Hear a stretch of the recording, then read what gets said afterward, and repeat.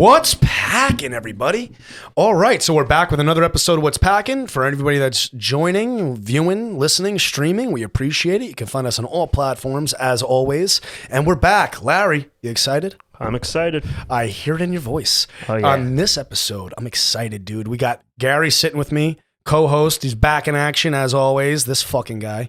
Daddy's home and he's been drinking. H2O. H2O. It's Oh. actually Sprite tonight, You but drinking Sprite tonight? Drank a little too much tequila the other night, huh? oh yeah. A little bit. And dude, we have a great guest, bro. I'm excited for this guy. We got Pat Alvarez from Bow Hunting Brotherhood. And also, Pat, plug yourself. How's the coaching going? Coaching's going great. Coaching's All going about the kids, my man. all about the Real kids. Ole FC, yeah. Real, what was that? Real Ole FC. Ole. Yep. Oh, I like that. Ole. Yep. Dude, it's just like that. That's a soccer thing, dude. Ole, ole, ole, ole, ole. Dude, I've been in enough bars in the city where you one ole and it's Gets like going. ooh.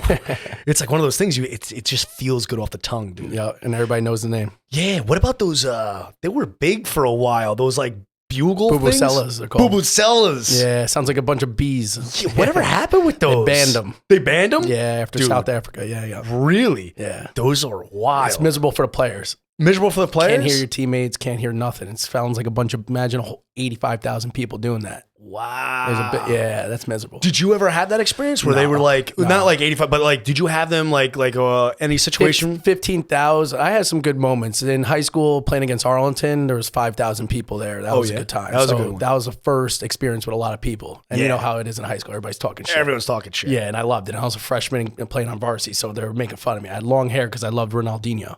So I grew my hair out for Ronaldinho. So they're like, who's this chick with the ball? And And then you're dicing them up. Yeah, and I'm the youngest in my family, so I love that confrontation. Oh, so yeah. I would go right up to them and say, talk shit. Talk shit, ready to I go. loved it. Yeah. So Pat, you played you played soccer, you played some big time ball. Yeah. So I played 6 years in total in Spain. So In I Spain, left yeah. my sophomore year. My dad brought me over there. My dad's side of the family's from Spain. Oh, So he brought me over there for a trial. Tried out for Celta de Vigo, which is a La Liga first division team. yep. I made their academy, and then I went to Deportivo La Coruña, and then another club called Pontevedra, which I played 4 years professionally with them. Wow. Yeah. So you bounced around Spain. Yeah, Galicia, Spain, right on top of Portugal.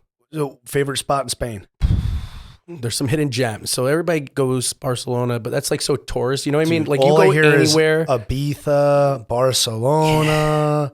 You been to Ibiza? No, I haven't. You My haven't been to teammates Ibiza? were trying to bring me, but I was super by the book then. By the book, yeah. My brother's been there, but if you really want a great time, under the radar, phenomenal. Coruña is gorgeous and amazing. Where's that? That's Top northwest of Spain. northwest. Yeah, Barcelona is great. It's a good time. Been there twice. Ibiza is freaking like the Miami of Europe. Really? Yeah, it's crazy. But you're gonna spend a lot of money. Like if you want a great time and freaking party great and not spend 5,000 plus euros, Yeah. then you could go to Coruña. That's freaking gorgeous. Really? So speaking of 5,000 plus euros, Yeah, how does that pay scale work over there? I mean it's crazy. It's up and down. I mean $1.27 to like $1.37. It fluctuates up and down. Yeah. So like if you go over there with $1,000, just going there, you're losing money. When you're with the team and everything like that in the academy, they paying you. Oh, how does that work? reference? Yeah, I that mean, reference. when I made an academy at 16 in Juveniles, they paid for your housing and your food. Oh, You know what I okay. mean? They don't pay you as a player As until a you player. make the first team or the reserves. Gotcha. And then I was making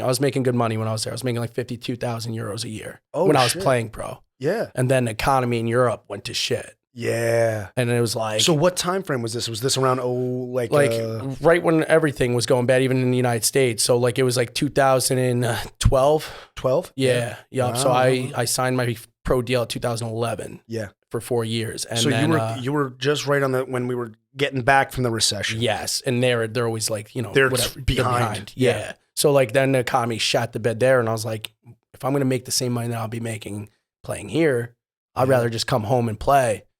So And I you made that leave mistake, though. Spain, Yeah, you come home. yeah. But I come home, tried out for the Cosmos, tried out for some professional clubs, and just wasn't going well. When I went to the Cosmos, I was like when Raul from Real Madrid was there, Marco Senna from Oh, the Spanish shit. national team, like legit ballers. Yeah, you're showing up. You're like, fuck. Yeah, like I was killing it, and I was in the Yeah. like best shape I ever been in my life, but it didn't fucking matter. You know so what I mean? What Different levels. forward, defensive, Center, attack, and mid. center, attack, and mid. Yeah. Dude, you're aggressive. Yeah, I love the ball. Give me the ball. Give me the ball. Give me the fucking ball. Gary has the same motto. Yeah, that's how I live my life. Yeah, there you go. Give me the fucking ball. Let me go. Give him the fucking ball. I love that, man. Yep. So you're how long did the American stint go? I played like I was jumping around. I call it the paralyzed stage. Yeah. You know, our system's broken in soccer in the United States. So like, you know, you're forced to go to college and then potentially go to the pros. Yeah. Which is it's backwards. You know, like my motto is why do I have to be, you know, super book smart to become a soccer player? A doctor doesn't have to be good at soccer to become a doctor. Become a doctor, yeah. You know what I mean? Like Yeah. soccer sports do not, and let's be real, it's stereotypical. The smartest people are usually not athletes. Yeah, You know what I mean? I hear So you on why that should one. they be held back because of school? You know? Well, I'm not an athlete, but I tell you what, I'm always fucking smart. I'm so smart. I got the big brain. That's why Gary's sitting on the big couch. Yeah, that's what happens. No, I agree with him though. His whole point on like sports players not having to like go to college and stuff like that. I also am pro like if they want to take performance enhancing drugs to some degree, like they're entertainers. Yeah. I want to see home runs. I want to see home you know? runs. So you're telling me, well, I agree the same thing. Barry Bonds, McGuire, Giambi, those were the Let 'em great do it. days. Let them do it. I think they should all be in the Hall of It's Fame. fucking 2020, dude. That's what I'm Everybody's saying. taking something. Something. Everybody's taking something. Something. Like, and then you got guys that are blood doping. You know, you can't Oh, even track Manny it. Pacquiao. Look at the Yeah. size of his head. Yeah, like listen, I played at a high level. When you do an 80-yard sprint for a long ball and you freaking truck off like 6'4" guys, and then you're able to do it another 90 times, I'm sorry, you're taking something. Now, how is that? How is that over in Europe? You see a lot of guys like that. People have the conception that soccer's soft, bro. Fucking people. No, get soccer's cracked. fucking yeah. People dude. get cracked. Like it's no joke. Like guys, dude, I got guys like they'll wipe their snot in the middle of a game and be like, "It's okay, buddy," and wipe it on the back of your head. Oh, Try to fuck get you that. a red card. Yep. Like I lost my toenails after every game. People step on your toes before you go up for a header. Like they'll freaking jab their studs into you. There's a crazy. saying about rugby and soccer. Soccer's a gentleman's sport played by thugs. Yep. And rugby's a thug sport played by gentlemen. Yep. It's funny how it works. You talk to those guys, they're super classy. Super classy. But you get them on the field, they're freaking Well, they're trucking. tanks. Yeah. But they play. You know what? How I know they're super classy? Because they have the only uniform that has a collar. Yeah, Who yeah. plays when a Soccer polo? used to have collars. Yeah, back in the Kinda day. well Pele. sound. Yeah. Pele. Yeah. Yep. But so who's you get back here, you're Yep. in the States, and you know, hey, shit doesn't work out. That's Yep. the way it goes. Yep. But you figure life out. Yep. You get really involved in hunting. Yep. Hunting has been a staple Yeah. in your life. Yeah, big For a time. long time. I mean, when I wasn't kicking a ball around, I was in the outdoors with my dog. You know what I mean? I love the outdoors. Love the outdoors. Yeah, you know, so like I was that kid that just always outside. So you're running. You have this page. Yep. This band of Bow Hunting Brotherhood. This whole thing you got going on. tribe. A tribe. I like that. A tribe. That's what we. So that's our like theme on the show. We got like the tribe Yep, vibes, yep. right? So you got your tribe of Bow Hunting Brothers and all that stuff. When did that? Like when did you become the bow hunting guy? Were you like fuck the guns? Gary's a big gun guy. I'm a gun guy. Yeah. So We like the guns. Yeah. I mean, I like it all. Anything outdoors. I'm pro guns, I'm pro bow. I mean, so I was embarrassed to go out to the club, and I was embarrassed because everybody's like, "Yo, aren't you supposed to be in Spain playing pro ball? Like, what are you doing back here?" So like the fact that things That's like, nonsense, dude. You took a shot, bro. yeah, no, well, you know, listen, I was younger, and like it sucks when you go out and people are like, "What are you doing?" You know, and you're at a bar. Yeah. When you're an athlete, you go through some type of depression when you come off that slope. Mm-hmm. Period. You Yeah. know what I mean? So You like, hit the wall, dude. I think yeah, everybody and hits the me wall. was in hitting the life. woods. You know what I mean? You hit the woods. That So, was your. like, for that was me. your- I went into like hunting. You know, separating myself from society, trying to find myself, and bow hunting and outdoors was my answer. You know, I like I'm weird. I'm in the car, like I don't listen to music sometimes. I like to just Really? dive deep into my brain, start thinking about all different angles and, you know, potential possibilities. So I was hunting every day, you know, Yeah. things weren't working out. So I went into hunting, and then I came up with an idea called Bow Hunting Brotherhood, and I wanted to create a lifestyle brand. It started off as a lifestyle brand. Like everything in hunting, it's the truth. It's either hickish or redneck. You know, you wouldn't know. I'm not a redneck and I'm not a hick, but I have friends that are. I love them. I don't have anything against them. That's why I think it's so interesting, because here's a guy that lived a good portion of time, a good part of his life in Spain, in Europe, traveled around. You have some experiences and all this stuff, but yet you are a serious, committed hunter in your own rights and respect, and you Yep. got a lot going for you, and you got a good grip Yeah. on what's going on in life. Yep. Which is that's a unique thing to see at such a young age, or someone with so many experiences and you're getting it together. We're going to dive right into it right after this commercial break. Hey, everybody. I have a great product to tell you about. It's called the Germ Sleeve. It's a shopping cart handle protector that fits and clips onto all shopping carts. It's universal. Now, what this does, it prevents the spread of germs from the handle to the consumer. It's a great product, especially with flu season and corona and everything going on. Protect yourself. Shop safe with the Germ Sleeve. Now, if you want more information about it or you want to purchase, please go to www.germsleeve.com. Hey, everybody. Do you need mulch? Do you need topsoil? You need some grass seed? If you need some cement, give Mayapack Building Materials a call. 845-628-8110. So you found your sanctuary in the woods. Yeah. You're a woodsman. That's funny because that's a term in hunting is finding the sanctuaries. Finding the sanctuary. Yeah. You got to get that steady, that happy medium in life. Yep. So Gary, I mean, I used to be, I was involved in hunting when I was younger, right? And then you hit a stage, you start drinking, you start partying, girls come involved and stuff like that. I've went on some very memorable hunts myself. I shot a boar down in the south of Lake Okeechobee in Florida. I went on a boar hunt, fucking incredible. Yeah. We were running through the mangroves of this beautiful area, and there was an orange field that Tropicana grew all their oranges in. Okay, now down there, the closest grocery store is like 100 miles away from someone's house. I mean, it's like desolate. There's nobody around there. South Lake Okeechobee is like nothing. Yeah. So we're down there, and this company that we got hooked up with, they're paid to keep all Tropicanas as oranges on the trees. You know what I'm saying? These boars, they go up to be 700 wreck pounds. stuff. Yeah, they wreck everything. They reproduce. They fuck like rabbits. Yep. So it's really like animal control down there. So we go down there. We're hunting, great guys, these, Southern dudes, you know how it goes. Oh, they're wild. So we're ripping, dude. We're ripping through fields, and this guy's got a badass fucking Toyota Tacoma, right? Old Toyota Tacoma. Yeah. Fucking big rack built Insurgent on the vehicle. roof. Oh, yeah, dude. Rack on the roof with chairs. So he just rips doing like 60 to an open field, and you're just up there with a gun. You just like catch him on the run. You're like, bang, bang, bang. It was wild shit. So I'm down there, and first, dude, they're not like you see on TV, a lot of these ones. You see on TV like boars, like they're charging people with their tusks and shit like that. Dude, they're like deer. Like really, they scare. Pigs, they don't have sweat glands. Yeah. They don't sweat. They hold all their stress and everything inside, and then will have a heart attack. That's why their meat sucks. Yes. Yeah. Yes. And that's why you don't really want to kill them. Like, you don't want to get their adrenaline pumping because it pumps into their meat and it tastes like shit. It tastes like shit. Yep. So the thing I learned was the best meat to get on a wild pig like that is a non-bearing sow. Yep. Now, a non-bearing sow is a pig that is not pregnant, is a female that's not pregnant, but the problem is they fuck so much. There's only like 2 months out of the year they're not pregnant. Yep. So it's hard to get a non-bearing sow. So I got one. I was like, oh, fuck, I got one. But we're running through these mangroves, all this stuff, beautiful. Right around sunset, I'm on this hunt for like 5 hours, dude. I'm not seeing nothing, right? We're on foot, we're on the truck, we're everywhere. We're like, sometimes you get them, sometimes you don't. That's hunting, You don't get everything every time you go out. So we're there, like the sun's coming down. I got a 500 Weatherby, and I'm like, I see one. He's about 90 yards out, and the guy's sitting right next to me on top, and he's like, oh, fuck. He's like, you're right. He's like, let me get my scope. He gets the scope. He's like, dude, you're about 95, 100 yards right on the dot. I was like, dude, I thought he was 90. He's like, yeah, about 95, 100.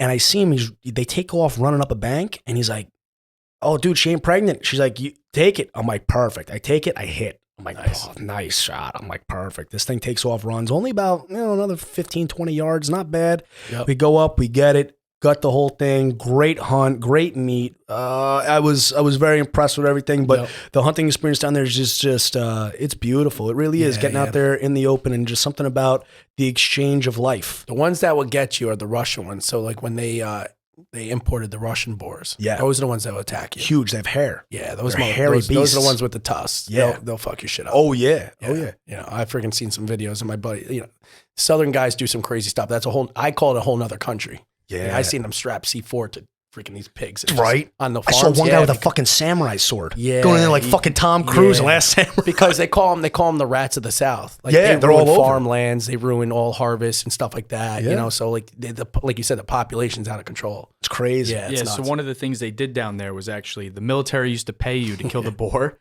So people started reproducing them because you're getting paid by the military to turn them in. Oh shit! So they made more and more. Then finally, the military was like, "All right, we're not paying nobody no more," and everyone and released the population. them. Yeah. So I went hunting for Russian boar. The ones he's talking about, fur and all that, but it was like a controlled game farm. Like there was a fence around the property. Gotcha. It was a couple 100 acres. You know, they had Still gator. hunting. Yeah, they had gator, boar. They had deer. They had everything on the property. Where was this? Florida? Yeah, it was somewhere in Central Florida. So right. So Lake Okeechobee Central, all that shit's around. It was there. north of there though.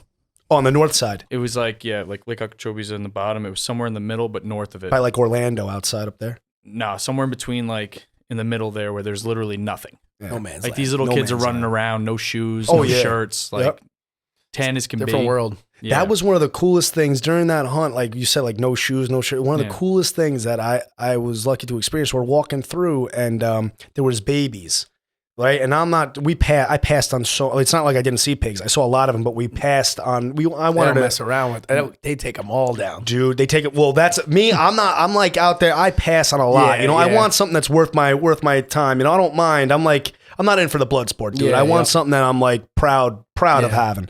So the babies are running around, the little ones. So they set up a feeder, obviously, right? So they had them on the watch. You go check the feeder as soon as the time it drops. And all the pregnant ones run out with all the babies, dude. I'm sitting there in this open field with cattle just walking by, grazing at sunset and like this beautiful lake with these little tiny fucking pigs. I'm wrestling with them. Coolest fucking experience I had in my life. And then 20 minutes later, I take out one of their moms. But anyway, that's how life goes, right? Yeah. But so you what's the wildest hunt? I mean, I'm over here talking about boars, pigs, and shit. But I'm sure you got something that's like. I've seen your Instagram, man. There's bears up there. There's fucking all types of shit. Yeah, I mean, the wildest hunt I've been on is my ibex hunt in Barcelona. That was awesome. Like, hunting in Spain. Yeah, like there's snow on the mountains and no snow below the mountains. Like they have snow over there? Yeah. So Barcelona has like an altitude like that? Yeah. I mean, there's Spain some mountains. has... Yeah, so it's like an hour south of Barcelona, but it's in the province of Barcelona. So it was gorgeous, man. Trump was actually Donald Trump Jr. was actually there the week before me. Like he's a big game guy. Yeah, he's a big hunter. Hunter. He was there, same outfitters. Freaking awesome. The outfitters are awesome there. Yeah. It's awesome. He's cool, yo. He was out, he goes out where, obviously, guys can be like, not Montauk. Dude, he goes out there all the time, but he does spear fishing. He jumps in the water. He loves it all. That shit's wild. Yeah, it was nuts because like they had freaking sharpshooters. Like, so as he went through his hunt, the sharpshooters were on mountains and mountains on like a gridded area overwatching him. It was freaking nuts. That's wild. The outfitters were explaining everything to me. They're like, yeah, they had Overwatch on him like no other. Yeah. Because they don't want him to get shot in the middle of the mountain. So they're overlooking everything on every angle. So that's a pretty cool job. That's for those cool, guys. yo. Imagine Secret Service doing that. Yeah, being just a trained sharpshooter, just like walking. Dude, that's some lone survivor shit. Dude. That's wild. Yeah. So like that was an awesome hunt. I did like 12 miles a day in the mountains. Like the craziest moment was when we finally spotted them. We're glassing and it was snowing, and we finally he's like glassed down there into that field, and I'm like, from looking, it looks like black dots, right? And he goes, and I glass, and there's a whole freaking herd of them. And he's like, all right, we're going to put a stalk on them. I'm like, how long is it going to take us to get down there? He goes, probably like 3.5 hours. I was like, what says they're going to still be there by the time we get down there? Oh, well, we keep going. So how do you put a stalk on them for that long? So we worked our way, scaled down the mountain. There was some serious inclines. And you got your own spotter scope set up. You constantly keep checking. We didn't really do a lot of spotting scopes, but like my binos from Vortex are legit. So I use them for the most part. He had one. We didn't really have to use it much. We did a lot of driving around, spotting them, and then putting on the stalk. It was a tough hunt. It was tough. 12 miles a day. I shot my ibex the second to last day. Now an ibex, explain an ibex? It's a mountain goat. It's a mountain goat. It's a Spanish mountain goat. How big? There's 5 different breeds, I think. Don't quote me on that. 4 or 5. Is this like a 90 to 100 Iberian pound? ibex. They're like 75 pounds. Yeah, that's 65 cool. pounds. They're weird. They're like, they scale the freaking mountains. You look at them, they're standing on mountains like on an incline like that, just standing. Yeah, there. dude. Like what the hell? How are they doing that? Yep. So like their eyesight is laser sharp, eagle eyes. Like you picked off. Like I got picked off like 3 times. I'm like, how the fuck did he see me? Yeah. You know what I mean? But I put that stalk down, and then the wind changed. When I got down there, and your they were scent still went there. with the wind, and they picked I had you to up. circle all the way around and get downwind, so they couldn't pick up my scent. So I had to go all the way around the field, and then I used this one big bush to obstruct their vision from seeing me. Yep. And I just beelined it to that bush, got behind that bush, at 72 yards, all on film. I film all my hunts. Wow. At 72 yards, I just jumped out around the bush and just let it fly. And it was freaking, I hit him slightly back. So you hit one at 72 in ibex. Yeah. Wow. Yeah, with my bow. With a bow. Yeah. That's why, and watching your arrow fly is so rewarding and so like, it's fucking spiritual. It's artistic. It's gorgeous. Watching your arrow just hit its mark. That's why I lost my love for gun hunting. Bang, it's done. There's no intimacy there. Gotcha. Archery, you're up close and personal, head to head. It's poetic. Yeah, man. It is. It really is. You know, and like, here's the thing, like when the animal goes, that's my least favorite part. For me, it's all the tactics. You know what I mean? I love, like, and I understand the circle of life. So, you know what I mean? Like, I eat the meat, I do all that. How did that taste? Not great. Not great? You are what you eat. You know what I mean? So if you eat like crap, they eat on the mountains in like rough conditions. So like they're not eating luxury food and vegetation. See, I got lucky, dude. Mine ate oranges. Like we're in the middle of an orange field. All they ate was oranges. It tasted amazing. Orange flavored pork. Orange flavored pork. The most expensive pork in the world is prosciutto from Spain and Italy. And the reason why they're so freaking tasteful is because they're feeding acorns. So acorns is a lean source of protein. And, you know, so that's why, and it's salty. Yeah. So like, you know, jamon serrano and iberico is super expensive. To buy like a leg is like 3,300 euros. No shit. Yeah. It's the highest end prosciutto in the world. So like, dude, don't tell my mother, bro. Thanksgiving's coming up. Don't tell her, bro. She's going to have like whatever you said, prosciutto flown in. I'm going to be like, oh, Lisa, what are you doing? Worth it, dude. And fucking phenomenal. 72 yards with a bow. Yeah. Incredible. We're going to pick up on that as soon as we get back from this commercial break. People come up to me all the time and they say, Jack, where do you get this stylish outfit, bro? What are you wearing? How come this shirt is so soft? You know what I say? I say, it's the What's Pac'n gear.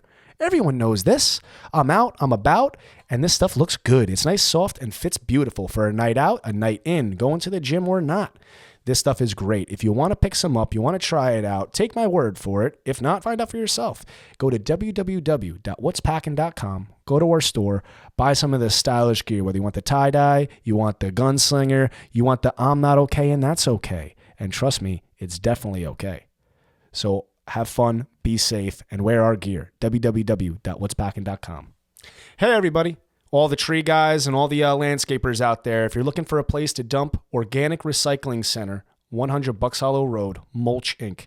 Go dump, go check them out. For all the homeowners out there, all the shopping centers, all the big guys that need some commercial mulch, wholesale stuff available, 100 Bucks Hollow Road, Mulch Inc. 845-628-2655.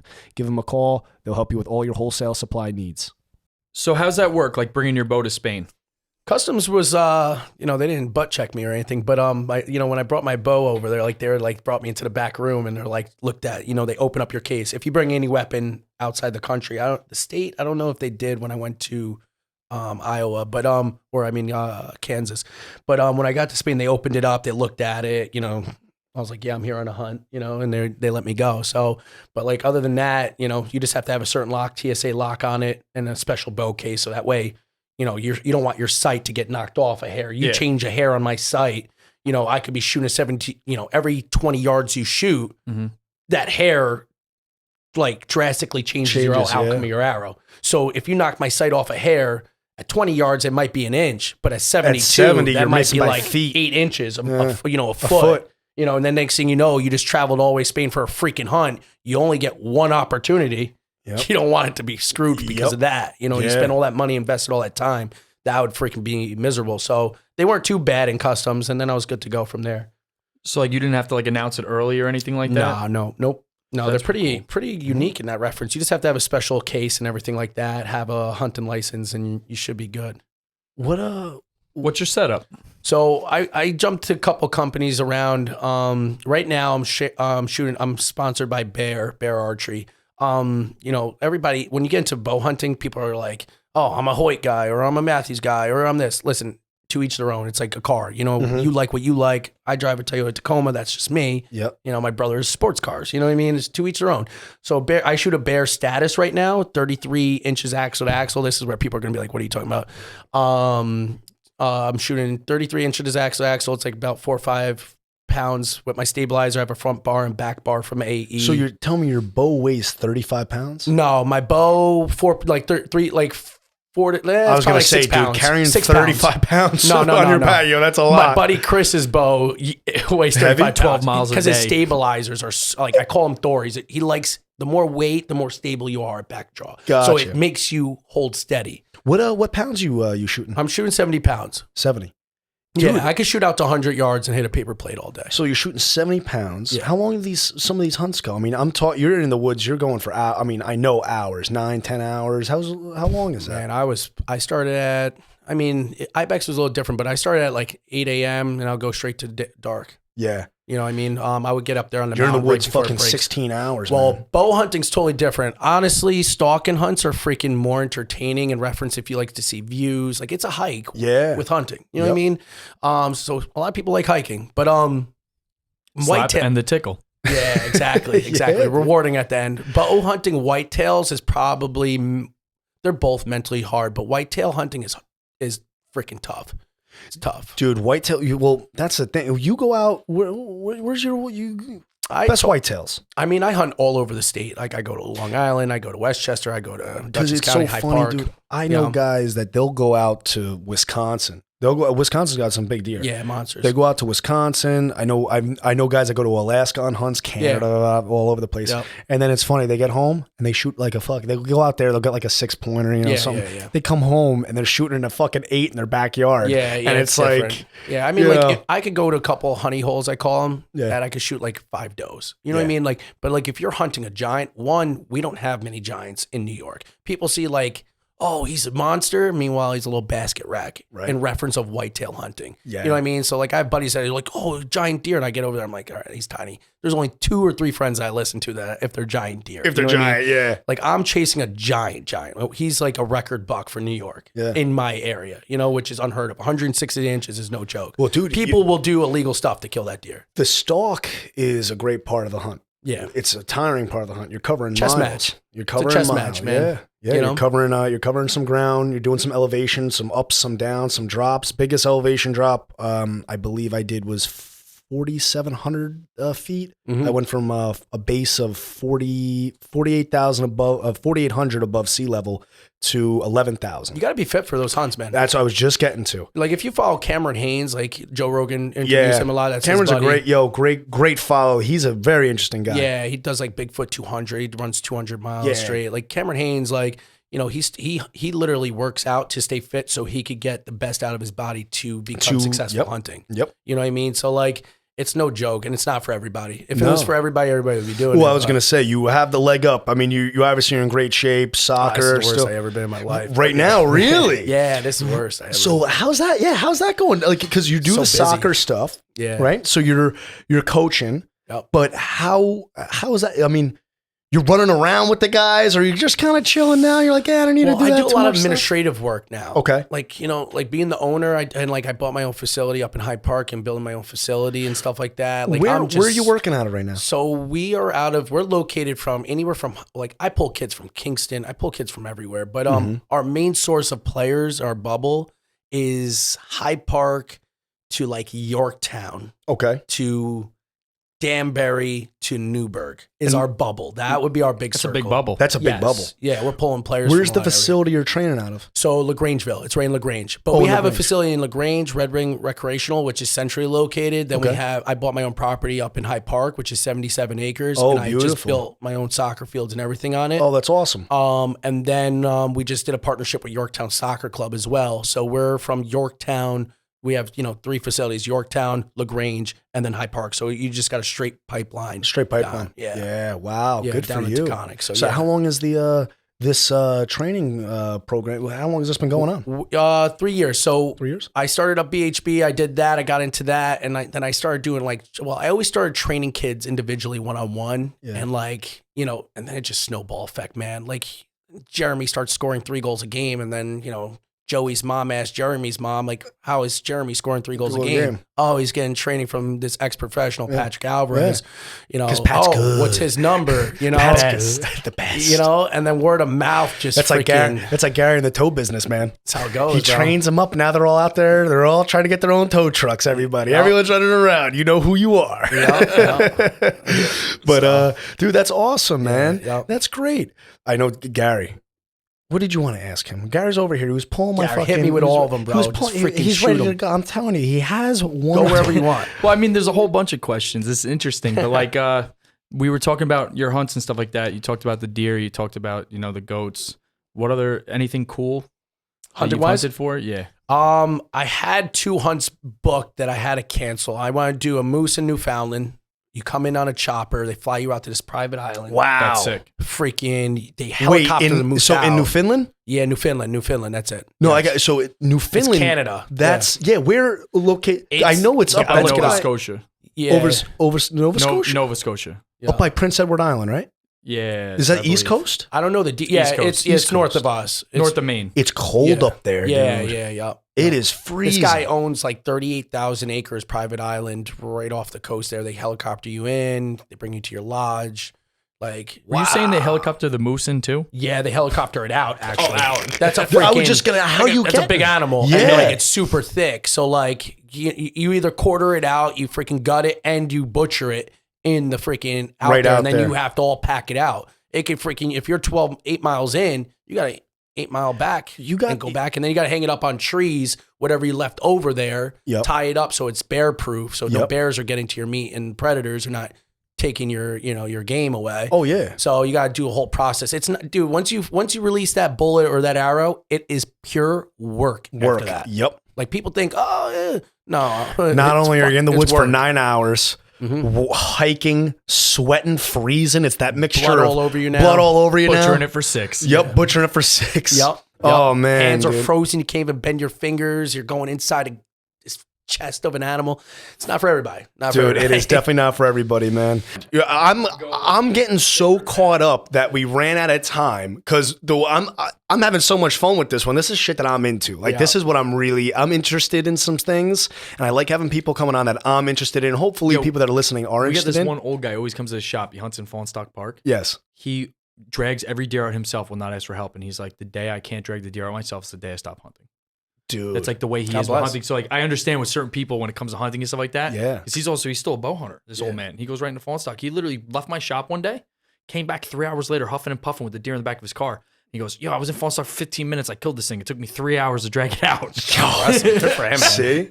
And he had to get it into the back of his car and everything. It was huge. Huge. Not when I say huge, it's not huge for him. It was probably like a 6 or 8 pointer, but like, It Not is good what for it him is. though. but Cheers, for dude. him to lift it was big for me to be like, this old man picked this thing up and brought it into his car. Dude, that is wild. Well, Pat, thank you for coming on. Yep. Gary, thank you for sitting with me Hey, again. always dude. a pleasure, bud. Always. Larry, how do we like this episode, dude? Great episode. I'm getting lost in the episode, dude. I'm lost in the sauce. Austin, you happy with that one? Austin's happy. Gary's happy. Pat, Thanks for thank you for having me, coming man. on, dude. My pleasure. We'll do so. We'll talk. We got to do Listen. something.